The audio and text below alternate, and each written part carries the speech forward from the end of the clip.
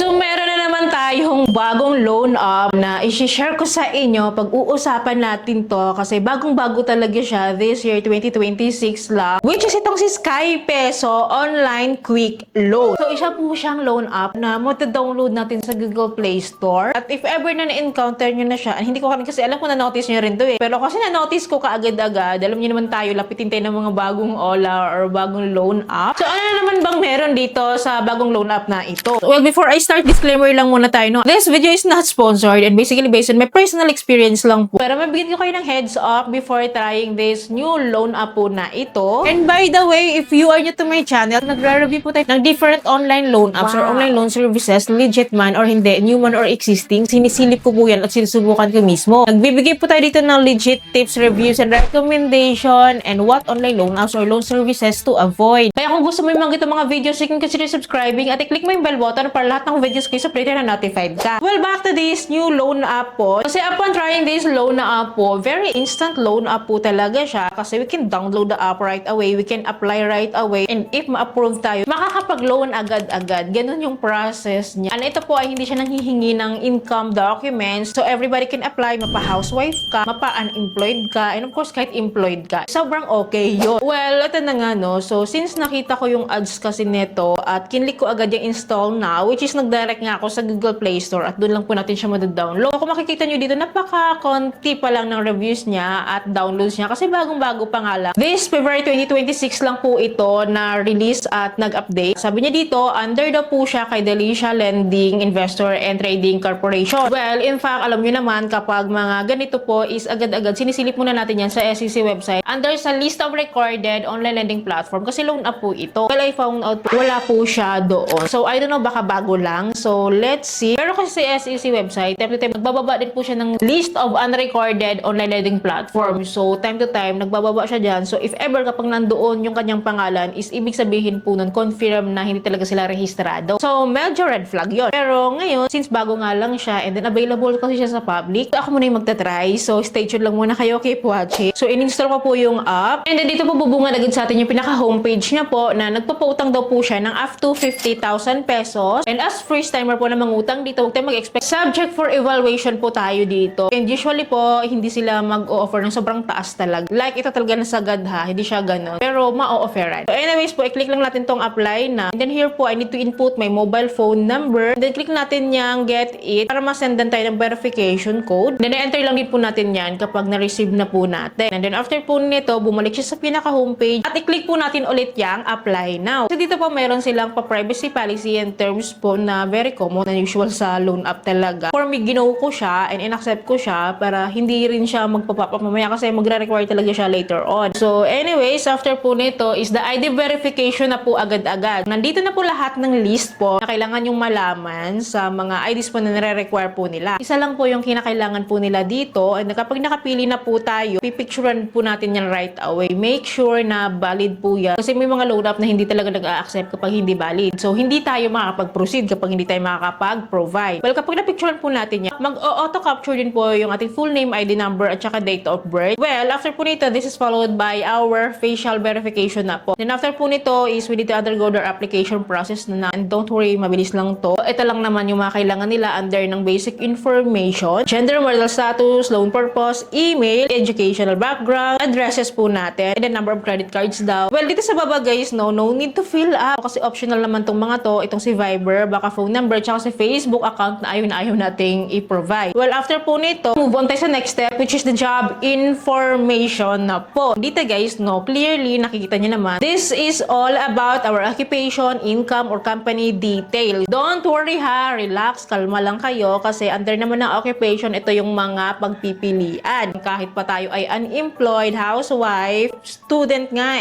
unemployed individuals, pwede of course. For me, I choose housewife lang. Pero kahit housewife ako, tingnan nyo naman, kailan pa rin natin i-provide yung company details or other income details. Diba, nakakaloka? Well, anyways, wala naman tayong choice kundi fill upan pa din po ito para makapag-proceed or makapag-move on tayo sa next step. Which is ang next step po natin, the urgent contact person or the character references po ito. And dito po is 5 yung hinihingi nila dito guys, no? Nakakaloka, ang dami no. Well, hindi po siya manually fill up, no? Magda-direct po siya sa ating phone book list. Doon po natin kukunin yung mga contact references po natin. Next tayo, which is the account management or the disbursement or withdrawal information po ito. Dalawa po yung choices nila, either e-wallet or bank account. Ito po nila pinapadala or sinisend po ha kapag gusto po natin or willing time mag-loan dito. So, fill upan lang po natin ito. Preferred ko po yung e-wallet at si GCash po yung pinili ko dito. Then after po niyan, fill upan lang po natin yung details natin dito. And then, agad-agad may instant loan offer po tayo. O, diba ang bilis? So, meron silang offer po sa akin as first timer, as new borrower po dito of 4,000 pesos. So, nakakatuwa, no? Kasi malaki na to. Kung talagang emergency lang or kinapos ka lang, di ba? Malaki na siya. Pero wait lang. May kailangan pa kayong malaman regarding their loan details. So, again, 4,000 yung loan amount nila sa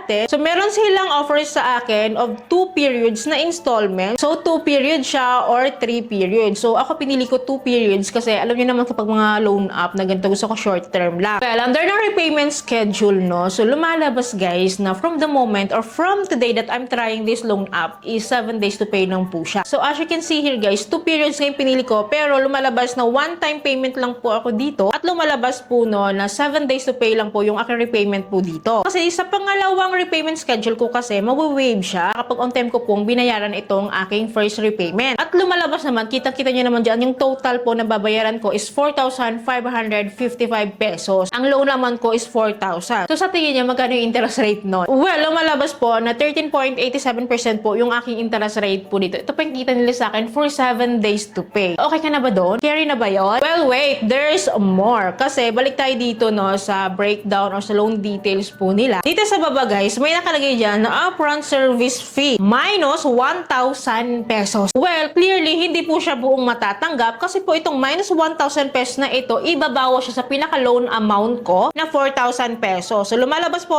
na 3,000 pesos na lang yung ma-receive ko. At lumalabas po itong 1,000 pesos na service fee po nila is 25% of my loan amount. So, ito po ay different from kinumpute natin kanina interest rate na 13.87%. So, all in all, ang pinaka-effective interest rate niya is 38.87%. Grabe no, almost 40% of our loan amount po, yun po yung kikitain nila sa atin. Sa tingin nyo ba, enough yon or carry na yon para sa inyo? And then, ito ha, 7 days to pay, hindi siya buong matatanggap. Kasi kung tatanungin nyo, it's a no, hindi ko siya bet at hindi ko po siya marirecommend sa inyo to know. Nasilip natin siya, nasilip ko siya before trying. Para at least may idea na po kayo, though, medyo malaki pa rin naman, no? 75% of our loan amount, yun yung marireceive natin. Okay lang sana siya, no? Kung 1 month to pay. Pero hindi kasi 7 days to pay lang siya. Parang ang bilis lang noon. So, paano tayo makakagawa ng paraan agad-agad doon, diba? Sa 7 days to pay na ipapambayad natin dito. Well, wala naman akong magagawa kung gusto niyo pa rin siyang itry. Pero at least, nabigyan niyo kayo ng heads up, nabigyan ko kayo ng ideas before trying this loan up. Alam niyo na kung anong meron sa loan up na ito. Please, pag-isipan niyo pong mabuti. Well, anyway, sa mga nakapag-try na dito, comment down below naman po yung experiences niyo para aware din po iba nating viewers. Don't worry, mag-update naman ako sa inyo time to time. Kaya dapat po nakasubscribe po kayo at i-click yung bell button para lahat ng videos ko is updated and notified po kayo. So yun lamang po. Thank you for watching this video. See you in my next video. Bye!